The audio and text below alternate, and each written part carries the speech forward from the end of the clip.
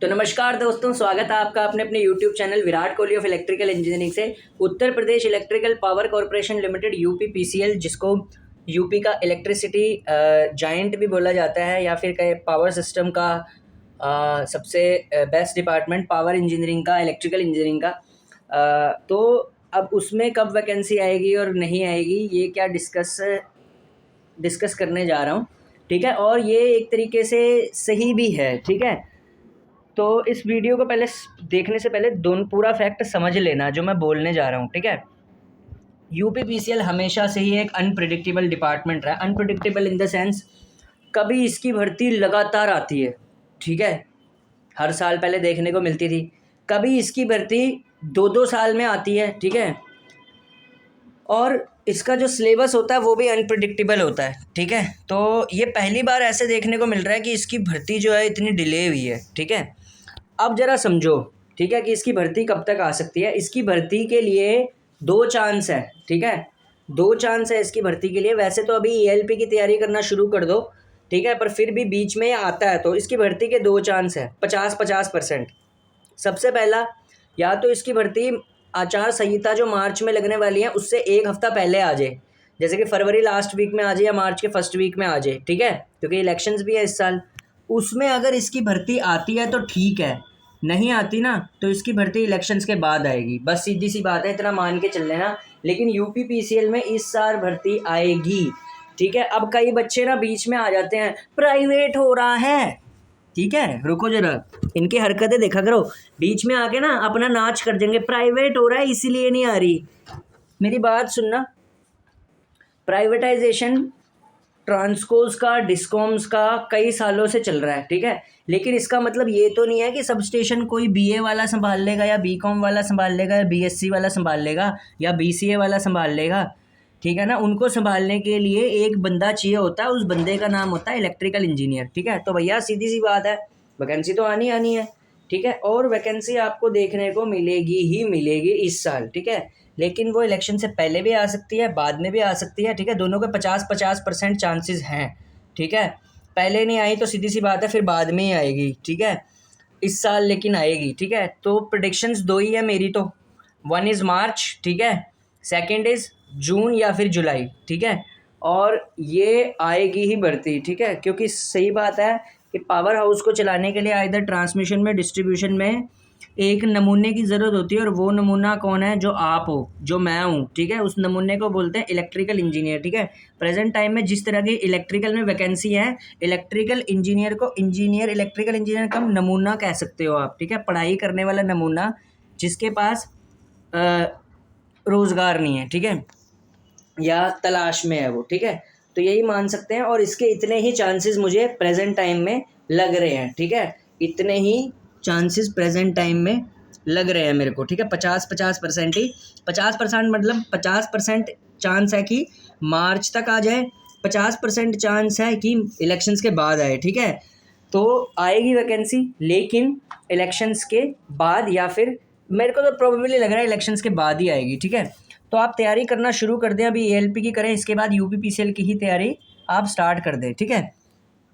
और जहाँ तक की बात है यूपीआरवीएनएल की, ठीक है, तो यूपीआरवीएनएल में वैकेंसी कब तक आ सकती है? यूपीआरवीएनएल में जो वैकेंसी आएगी वो आपकी वो भी आपको मुझे लग रहा है इलेक्शंस के बाद ही देखने को मिलेगी। लेकिन यूपीआरवीएनएल में भी ऐसे सुनने में आ रहा है कि सीट खाली है इलेक्ट्रिकल इंजीनियर्स की, क्योंकि यूपीआरवीएनएल जो है वो नए प्रोजेक्ट्स में डील कर रहा है, ठीक है।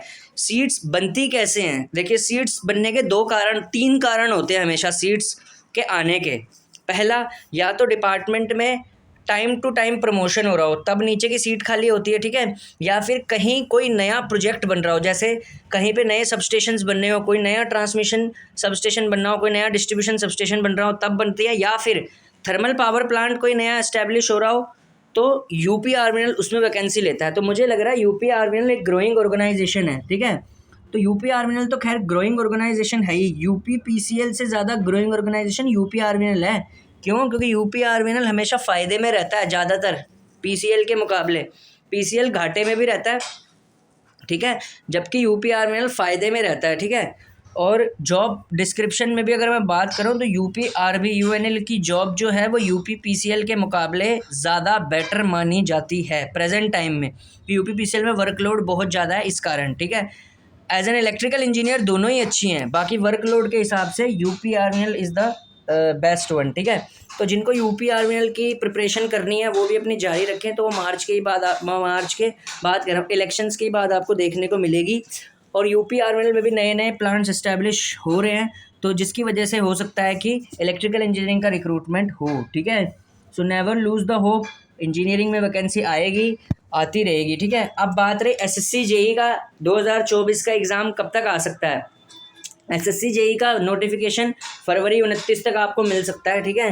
लेकिन SSC प्रेजेंट टाइम में ऊँट के मुंह में जीरा के बराबर है, तो आपको मेहनत बहुत करनी पड़ेगी SSC JEE का एग्ज़ाम निकालने के लिए, क्योंकि ना SSC JEE में एक बड़ी ख़ास बात है, इसमें इलेक्ट्रिकल और मैकेनिकल की सीट ना भले ही पेपर ये अलग अलग लेते हो, लेकिन रिजल्ट के टाइम पे इन्हें कंबाइंड कर देते हैं। ये बड़ी ख़राब बात है SSC JEE की, ठीक है।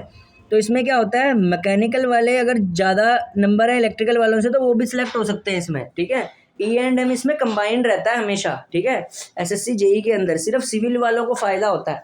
हिंदुस्तान के सारे एग्ज़ाम्स में सिविल वाले को ही फ़ायदा होता है हमेशा JEE की भर्ती में, ठीक है। इलेक्ट्रिकल की भर्ती या तो E&M कंबाइंड होती है, ठीक है, या फिर इलेक्ट्रिकल का सिर्फ स्टेट इलेक्ट्रिसिटी बोर्ड होता है मेन, कहीं किसी भी स्टेट का, जो उन्हें प्योर उस पर रिक्रूट करता है, ठीक है, या फिर PWD वगैरह हो गए, ठीक है।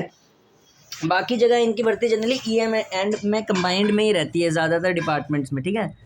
ठीक है, जैसे कि अगर हम बात करें SSC JEE में MES तो इलेक्ट्रिकल मैकेनिकल कंबाइंड होती है, BRO इलेक्ट्रिकल मैकेनिकल कंबाइंड होती है, और बच कुछ के एक CPWD महकमा बनता है, तो उसके लिए आपको बहुत अच्छा स्कोर करना पड़ता है सेकंड पेपर में, क्योंकि पहला पेपर तो जैसे तैसे करके निकल जाता है, ठीक है, लेकिन मेरिट एक्चुअल जो बनती है वो सेकंड पेपर के आधार पर ही बनती है, अब जब से MCQ हुआ है कौन सा SSC JEE का एग्ज़ामिनेशन, ठीक है।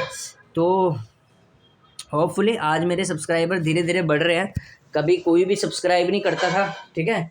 आज देख लो 886 सब्सक्राइबर हो गए हैं, और जल्दी 1K भी हो जाएगा, मुझे लग रहा है मार्च तक 1K हो जाएगा, ठीक है। तो ये नई उपलब्धि होएगी, ठीक है, तो सही है, ठीक है। और मेरी वीडियो पसंद करते हैं आप तो धन्यवाद, ठीक है। और UP PCL में वैकेंसी आएगी, ठीक है। और SSC JEE तो ऊँट के मुँह में जीरा ही है, ठीक है।